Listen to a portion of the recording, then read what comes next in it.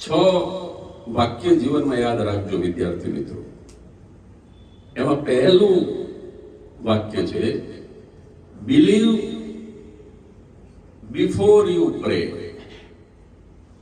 એનું ગુજરાતી એવું થાય કે તમે પ્રાર્થના કરો એ પહેલા શ્રદ્ધા રાખો. તમારામાં જો શ્રદ્ધા જ નહીં હોય તો તમારી પ્રાર્થના સાચા સરનામે નહીં પહોંચે.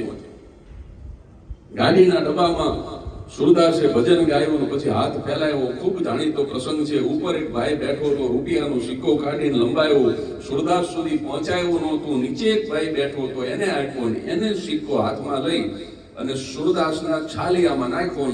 ખણીંગ અવાજ આવ્યો. સુરદાસના મોઢામાંથી દુઆ નીકળી કે મારું ભગવાન તમારું ભલું કરશે. તો જે બીજા બે જણા હતા એને રૂપિયો આપ્યો નહોતો, લંબાયો નહોતો, આમાં ક્યાંય આ પ્રક્રિયામાં જોડાણા નહોતા. ઈ ઉપહાસપૂર્ણ મજાકના સ્વરમાં ખી ખી કરીને દાંત મીઠા કાઢવા ઈ સુરદાસે સાંભળ્યું. એટલે એને કીધું ભાઈ શેના દાંત કાઢો? આમાં શું તમને અજુગતું લાગ્યું? મેં ભજન ગાયું, અમને રૂપિયો આપ્યો. તો કે રૂપિયો તમને બીજાએ આપ્યો અને દુઆએ તમે બીજાને દીધી. કારણ કે જેનો રૂપિયો હતો એને નહોતો નાખ્યો છાલિયામાં, એને તો દૂર થતું હતું એટલે બીજાને આપ્યો, પણ બીજાએ છાલિયામાં નાખ્યો. અને ત્યારે સુરદાસે બહુ સરસ જવાબ આપ્યો હતો કે હું આંધળો છું, મારી દુઆ આંધળી નથી. દુઆ આશીર્વાદ એને આંખો હોય છે. ન શોધો ભાગ્યની રેખા તમે કોરી હથેળીમાં, સીડી પથ્થરની ક્યાંથી હોય પત્તાની હવેલીમાં. તમન્નાઓને પાંખો હોય છે, આંખો નથી હોતી, ઉડે છે ટોડલેથી, ખાય છે પછડાટ ડેલીમાં. ન શોધો ભાગ્યની રેખા તમે કોરી હથેળીમાં.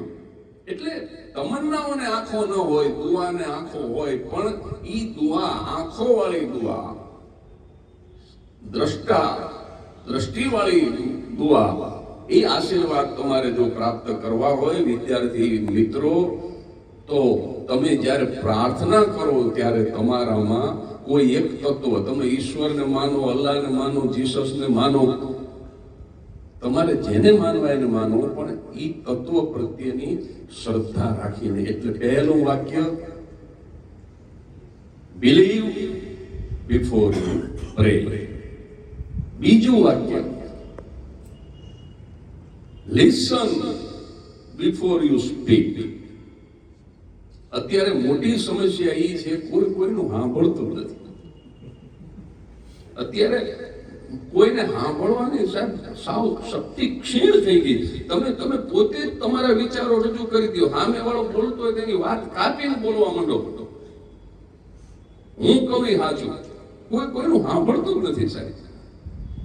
પણ ખરેખર તો પહેલા તમે કોઈને સારી રીતે સાંભળો, પછી બોલો. સામેવાળાને પહેલા બોલી લેવા દો, પછી તમે બોલો. સત્ય સુધી પહોંચવું હોય ને તો તમારે કાન છે ને એ હંમેશા તમારે ખુલ્લા રાખવા પડે. પણ અત્યારે સમસ્યા શું છે કે કાન ખુલ્લા રાખો તો સત્ય કરતા અસત્ય તમારા કાનમાં વધારે આવી જાય. સત્ય છે ને એ સિંહ જેવું હોય છે.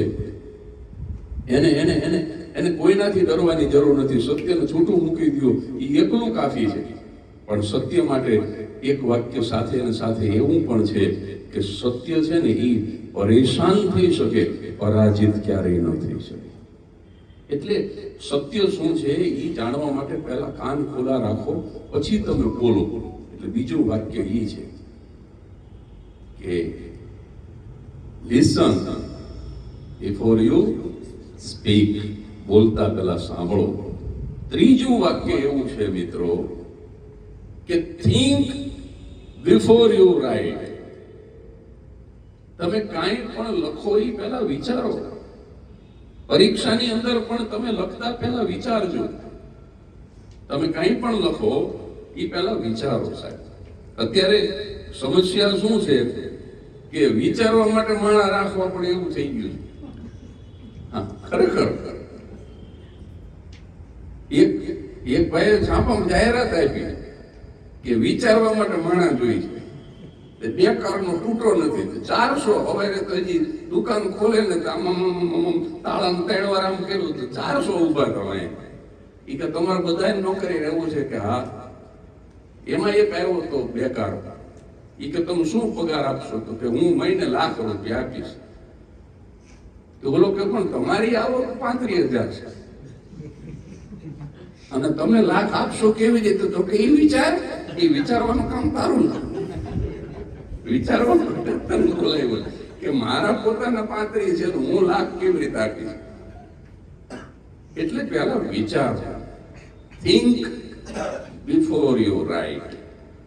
અને ચોથું વાક્ય છે અર્ન. વિદ્યાર્થી ભાઈઓ આ ખાસ યાદ રાખજો, અર્ન બિફોર યુ સ્પેન્ડ. તમે કમાઓ, વાપરતા પહેલા કમાઓ. અત્યારે આ મોબાઈલ હાલતા બદલી નાખવા, હપ્તે મોબાઈલ લઈ લેવા, આપણી આવક કરતા આપણી જાવક વધી જાય. વોરન બફેટનું એક વાક્ય વિદ્યાર્થી મિત્રો યાદ રાખજો કે જો તમે બિનજરૂરી વસ્તુ ખરીદશો તો એક દિવસ જરૂરી વસ્તુ વેચવાના દિવસો આવશે. તમે તમારી આવકના પ્રમાણમાં ખર્ચ કરો. એટલે આ જે ચોથું વાક્ય છે એ બહુ ઉપયોગી છે મારા વાલા યુવાનો. Earn before you spend. વાપરતા પહેલા કમાઓ. તમારા પિતાશ્રીએ કેવી કાળી મજૂરી કરી છે. ત્યારે તમે ગામડેથી અહીંયા શહેર સુધી આવ્યા હોય, ખેતરમાં રાત દિવસ મજૂરી કરી હોય, અત્યારે પણ મજૂરી કરતા છે અમુક યુવાનોના મા બાપ. એ કઈ રીતે રૂપિયા કમાય છે એનો વિચાર કરીને પછી મોબાઈલ બદલો. મારા મિત્રે આ મોબાઈલ લીધો એટલે મારે આ લઈ લેવું, એને આવું પેન્ટ લીધું એટલે મારે લઈ લેવું નહીં સાહેબ. દેખાદેખી થી દૂર થઈ જાઓ. અને આનું અભિમાન કરવા જેવું નથી સાહેબ. સારા મોબાઈલનું કે સારા કપડાનું અભિમાન કરવા જેવું નથી. અભિમાન કરવું હોય તો સાહેબ તમારી તેજસ્વીતાનું કરો. અભિમાન કરવું હોય તો તમારા સામર્થ્યનું કરો. અભિમાન કરવું હોય તો તમારી સફળતાનું કરો. આ અંગ્રેજોને જે લુગડા ઉપર અભિમાન હતું ને, અભિમાન કરવા જેવું છે જ નહીં. બ્રિટિશરોને જે લુગડા ઉપર અભિમાન હતું ને એ અત્યારે બેન્ડ વાજા વાળા પહેરે છે. એમને એમ હતું કે અમે જ પહેરીએ કે ઓલા નીકળે, ભલે બૂટ નો પહેર્યા હોય પણ તોય સૂટમાં હોય, એટલે કંપલ પહેર્યા હોય, સ્લીપર હોય વાદળી પટ્ટીના, પણ ઉપર બ્રિટિશર જેવો કોટ પહેર્યો. એક નિશાળની અંદર માસ્તરે કીધું કે સોમનાથનું મંદિર ઓરિસ્સામાં આવ્યું. એ વિદ્યાર્થી વિચારવું પડી ગઈ કે આ માસ્તરને કઈ ભાંગ પી ગયો શું? સોમનાથ તો આપણે કે 3 વાર જઈએ આવવાના, તો દરિયા કાંઠે ને જુનાગઢ થી જવાય ના, તો આપણે સૌરાષ્ટ્રમાં છે. એક બે છોકરા તો ઉભા થયા આમ આંગળી ઊંચી કરીને. એ કે સાહેબ તમારી કઈ ભૂલ થતી લાગે, સોમનાથ સૌરાષ્ટ્રમાં. એ કે મેં કીધું ઓરિસ્સામાં. વિદ્યાર્થીએ ઘરે જઈને વાલીને વાત કરીને વાલીએ બીજા વાલીને ફોન કર્યો, તે 50-60 વાલી ભેગા થઈ ગયા. એ કે હાલો કે આપણે નિશાળ જાવ. અત્યારે વાલીઓના એ સંગઠન થયા છે અને એ જરૂરી છે કે 50-60 વાલી આવ્યા અને ઓલા માસ્તરને કે શું ભણાવો તમે? સોમનાથનું મંદિર ઓરિસ્સામાં હોય. જાણીતો શ્લોક છે સૌરાષ્ટ્ર તો સોમનાથમ. પહેલું જ સોમનાથ છે. દ્વાદશ જ્યોતિર્લિંગમાં 12 જ્યોતિર્લિંગમાં સૌથી પહેલું સોમનાથ મહાદેવનું નામ છે અને શ્લોકમાં પહેલું છે. અને સૌરાષ્ટ્રથી શ્લોક શરૂ થાય એ સાબિત કરે છે કે સૌરાષ્ટ્રમાં છે. અને તમે અમારા બાળકોને આવું ભણાવો છો ઓરિસ્સામાં છે, ઓરિસ્સામાં છે. ત્યારે માસ્તરે કીધું કે ફી ભરી જવા માટે 3 વખત મેં ટપાલ લખી, તમે કોઈ આવ્યા? અને અત્યારે 70 ભેગા થઈને આવ્યા. જ્યાં સુધી ફી નહીં ભરો ત્યાં સુધી સોમનાથ મહાદેવ ઓરિસ્સામાં જ રહેશે. એટલે આ અત્યારે ફી નું એવું થોડુંક મહત્વ છે. ફી જરૂરી છે. મારો એક કાર્યક્રમ મુંબઈમાં હતો ને, પ્રમુખ આવ્યા, મોટો બિલો લગાડેલો, વીર બિલા વાળો. મને કે ઉભા રહ્યો કે મારે 2 શબ્દ કહેવા. તમે બધા પ્રમુખ છે તો સારું જ બોલતો છે ને, પણ એ પ્રમુખ નહોતો, પરમ મૂર્ખ હતો. બધા પ્રમુખ નથી હોતા, અમુક પરમ મૂર્ખ હોય અને અમુક પ્રમુખ હોય. એને માઇક હાથમાં લીધું, જેટલા મેમ્બરની ફી બાકી છે એ કે વહેલામાં વહેલી તો કે ભરી દેજો, અને જો નિયમિત ફી ભરશો તો આ જગદીશ ત્રિવેદી તો કાંઈ નથી, એનાથી સારો કલાકાર બોલાવશો. પછી મને કે હવે કરો લ્યો ચાલુ. હવે હું ચાલુ કરે, તમે મને જ હાવ ચાલુ કરી દે. એટલે આવું કાંઈ પણ બોલતા પહેલા વિચારો. Think before you speak, think before you write, listen before you speak, earn before you spend. વાપરતા પહેલા કમાઓ. અને છેલ્લું બહુ અગત્યનું વાક્ય છે સાહેબ, live before you die. મરતા પહેલા જીવો. ગુણવંત શાહનું એક પુસ્તક છે, મરો ત્યાં સુધી જીવો. એનું ટાઇટલ છે મરો ત્યાં સુધી જીવો. આપણે છે ને સાહેબ ખરેખર જીવતા જ નથી. આમ જો ખરા અર્થમાં જોવા જઈએ ને આપણે જીવતા જ નથી. પરીક્ષા આવે ને તો કે આપણે એ મરી ગયા, આપણે હવે ન નીકળી. ભીખુદાનભાઈ કહે છે, પદ્મશ્રી ભીખુદાનભાઈ, કે અમુક માણસ છે ને એકેય સિઝનમાં બોલો કોઈ દી સારી વાત ન કરે. આપણે કહીએ કે આ વખતે ટાયર્ડ બહુ પડશે તો કે મરી ગયા. આપણે કઈ ગરમી આ વખતે તોડી નાખે એવી પડશે તો કે હવે ન બચે. આપણે કઈ હવે વરસાદ બંધ નહીં રહે તો હવે ગયા. તો તને કઈ સિઝનમાં રાખો? તને શિયાળામાં ન ફાવે, ઉનાળામાં ન ફાવે, ચોમાસામાં ન ફાવે, તને અધિક મહિનામાં જીવાડવું એવું થયું. એટલે માણસ છે ને નિરાશાવાદી છે. નિરાશા ખંખેરી નાખો સાહેબ. હું 11મા અને 12મામાં 2 વખત નાપાસ થયેલો. એકની એક વાત હું એટલે નથી કરવા માંગતો, હું અવારનવાર બોલ્યો છું, પણ 2 વખત નાપાસ થયેલો માણસ 3 વખત પીએચડી કરી શકે. સવાલ છે નિરાશાને ખંખેરી નાખો, નેગેટિવિટી કાઢી નાખો જીવનમાંથી. અને 2-3 ની યાદ રાખજો સાહેબ. 2-3 ની યાદ રાખવા જેવા છે. એક નીતિનો ની. જીવનમાં નીતિ નો ચૂકશો. કોઈની પાસેથી લઈ લેવું હરામનું, એને ન દેવું, એને છેતરી લેવું. આપણે ફરજ ઉપર હોય અને નિષ્ઠાપૂર્વક ફરજ ન બજાવવી, આ બધા જ આ નીતિ ભ્રષ્ટ થવાના લક્ષણો છે. તો નીતિ જો તમે પકડી રાખશો તો નીતિની સાથે ને સાથે નિર્ભયતા આવશે. નીતિ આવશે એની સાથે નિર્ભયતા આવશે. કારણ કે નીતિ વગર નિર્ભયતા નહીં આવે. તમે કોકના 1000 રૂપિયા લઈ લીધા હોય, તમે કેવી રીતે નિર્ભય રહી શકો? તમને સતત બીક લાગવાની. એટલે નીતિની સાથે નિર્ભયતા, એ બીજો ની એની સાથે અચૂક આવશે. અને સાહેબ ત્રીજો જે ની છે, આ નિડરતા અને નિર્ભયતા, એ તો નીતિની સાથે અચૂક આવશે જ તે. પણ ત્રીજો અગત્યનો જે ની છે એ તમારું નિરાભિમાનીપણું છે. મેં આ પહેલા પણ કહ્યું કે કોઈ અભિમાન રાખવું હોય તો બંગલાનું કે ગાડીનું કે એનું અભિમાન રાખવા જેવું નથી. કપડાનું, મોબાઈલનું, ઘરેણાનું અભિમાન રાખવું હોય તો તમે તમારા સામર્થ્યનું, એટલે કે તમે કંઈક પ્રાપ્ત કર્યું છે, તમે ડિગ્રી જે મેળવો એનું અભિમાન રાખો.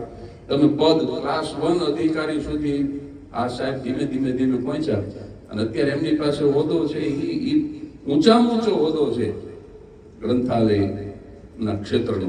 તો એનું અભિમાન હોય હું અહીં સુધી પહોંચ્યો. હું એક ગરીબ બાપનો દીકરો હતો અને મહેનત કરીને હું કલેક્ટર કે મામલતદાર કે શિક્ષક કે ડોક્ટર કે એન્જિનિયર બની શક્યો, એનું અભિમાન. કારણ કે સાત્વિક અભિમાન જે છે ને એ પાછું અનિવાર્ય છે, જેને આપણે સ્વાભિમાન કહીએ છીએ. અભિમાન ન રાખશો પણ સ્વાભિમાન અચૂક રાખજો. હમણાં જ હું મારા જન્મ દિવસે મારા મિત્રોને કહેતો હતો કે જે દિવસે સ્વાભિમાન મરી જાય માણસનું, પછી 20 વર્ષ સુધી જીવે ને એટલે પુણ્યતિથિ સ્વાભિમાન મરી ગયું ને ઈ રાખવી જોઈએ. કારણ કે પછી માણસ જીવતો હોય તો સાહેબ એ હૃદય કદાચ ભલે એ ધબકતું હોય પણ એ મરી ગયેલો માનવું હોય. છોકરા હવે વાસ છે ને એ ઓલું સ્વાભિમાન મરી ગયું એ તિથિ પ્રમાણે નખાય. હે હા ના ના, પણ જે દિવસે એનું સ્વાભિમાન મરી જાય છે. હમણાં આ હરાજ ગયા ઓલો હેલ્મેટ પહેરીને મારો પાડોશી કાગવાસ નાખતો બોલ. મેં કીધું રાતે ગયો હોય કદાચ વઢવાણ કે ક્યાંક ને ઉતારવાની ભૂલી ગયો હોય ને એમના હુઈ ગયો હોય અને જાગીને નાખતો હશે શું. પછી મને વિચાર આવ્યો કે જો રાતે જો ભૂલથી પહેરીને હુઈ ગયો હોય તો સવારે બ્રશ કરે ત્યારે ખબર પડે ને કે હેલ્મેટ છે એમ. એટલે મેં કીધું આ તો અત્યારે જ પહેરી છે. મેં કીધું કાગવાસમાં કેમ હેલ્મેટ પહેરી? મને કે બાપા બહુ ગરમ સ્વભાવના હતા. ઈ કે કાગડો થઈને આવ્યા છે ને તો બીક લાગે છે ક્યાંક ચાંચ મારી દે તો ના નહીં. એટલે મને કે હેલ્મેટ પહેર્યું હોય તો હવે કે બાપાએ લડી લે હું લડી લઉં. એટલે ઈ કાગવાસ છે ને એ બાપનું જયારે સ્વાભિમાન મરી ગયું હોય ને ઈ તિથિ પ્રમાણે નાખવાનું. પછી ભલે ને 20 વર્ષ જીવો હોય. બીજો એક પાડોશી એને બાપા ગુજરી ગયેલા એ કાગવાસ નાખતો હતો પણ એક કાગડો આવે નહીં તે બહુ દુઃખી થઈ ગયું. કે બાપા કેમ નહીં આવતા હોય? એટલે પ્રેમ છે આપણે ડાયાબિટીસ હતું તો ખાંડે નથી નાખી ખીરમાં અને તો એ બાપા કેમ નહીં આવતા હોય? એ 15 મિનિટ પછી એક કાગડો આવ્યો એવો દુબળો લેવાઈ ગયેલો એના બાપા જેવો લાગે.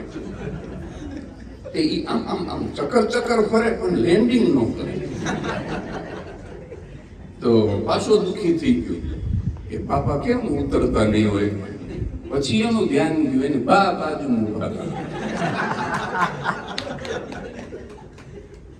પછી કે બા તમે ઘડી ઘરમાં જતા રહો. કેમ? તો કે બાપા હજુ તમારે પિતા લાગે છે.